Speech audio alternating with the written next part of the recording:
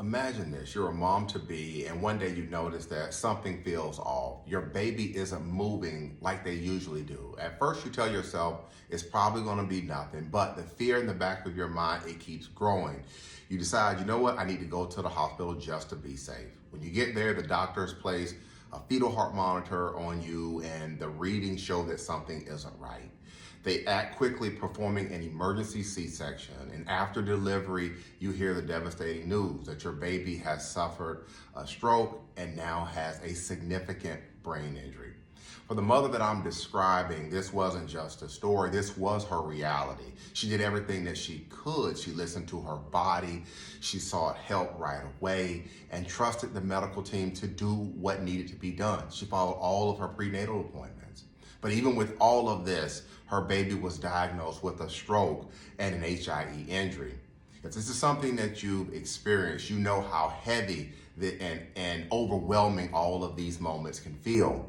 Hello, I'm Marcus Boston, and I'm a birth injury lawyer, and I help families understand medical and legal aspects of birth injuries like hypoxic ischemic encephalopathy or HIE. And today I want to talk about cases like this, where a baby has suffered a stroke during pregnancy.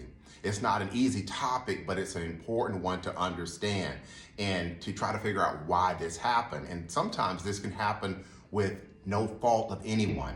So let's start with what is a stroke. A stroke happens when blood flow to a part of the brain is either blocked or interrupted. This can happen because of a blood clot or, in some cases, bleeding in the brain. When blood flow is disrupted, the brain cells in that area, they can die, leading to damage. And babies where strokes occur during pregnancy, this can happen sometimes without any warning signs at all. Now, you may be wondering, how does a stroke lead to HIE? Hypoxic ischemic encephalopathy, or HIE, it happens when the brain doesn't get enough oxygen or blood flow. A stroke can disrupt the brain's ability to get oxygen that it needs, setting the stage for a potential HIE injury. Unfortunately, strokes like these are not always predictable or preventable. They can happen when everything seems to even be going well. In the case that what I described earlier, the mom noticed decreased fetal movement, which is often a sign in some instances that things may not be going right. When she got to the hospital, the heart monitor showed concerning readings, and the doctors quickly performed a C-section. They acted appropriately and did what they were trained to do in this type of emergency. But here's the hard truth with things like this. Sometimes, even when the medical team does everything right, these types of injuries, they can still happen. In situations like this, it can be extremely difficult, if not impossible, to prove medical malpractice. For a malpractice claim to succeed, there needs to be evidence that the medical team, they missed something or they failed to act when they should have. If there's no way that the doctors could have known that the stroke was happening, there is no negligence. And if there is no negligence, there cannot be any type of medical malpractice. That said, if you've been in a situation like this and a lawyer like me tells you that they don't see malpractice in your case, it's okay to get a second legal opinion. Different lawyers might look at these same set of facts and they might come to different conclusions and different theories.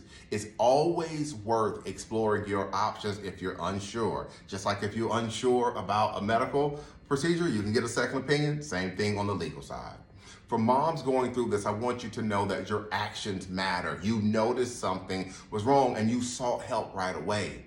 That's not just the right thing to do, it's the brave thing to do. Even though the outcome wasn't what you might have expected, your quick actions gave your baby the best possible chance. If your baby has been diagnosed with HIE and you have questions about what happened, don't hesitate to reach out. Understanding your baby's care and whether something could have been done differently is often the first step.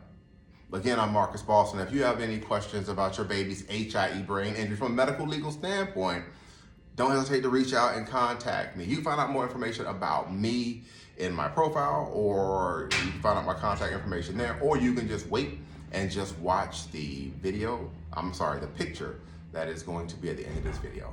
All right, that's going to be it for this afternoon's quick educational video. Have a great day, everybody.